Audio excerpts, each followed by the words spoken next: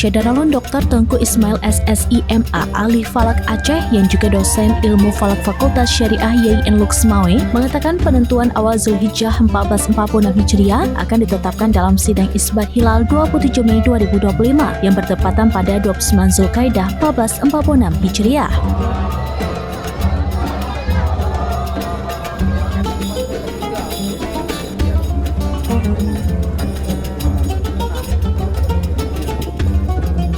Dijelaskannya, kondisi hilal di hari tersebut sangat menentukan hasil sidang isbat mengingat Kementerian Agama Republik Indonesia dalam menetapkan awal bulan Ramadan, Syawal dan Zulhijjah menggunakan metode ruqyat dan hisab.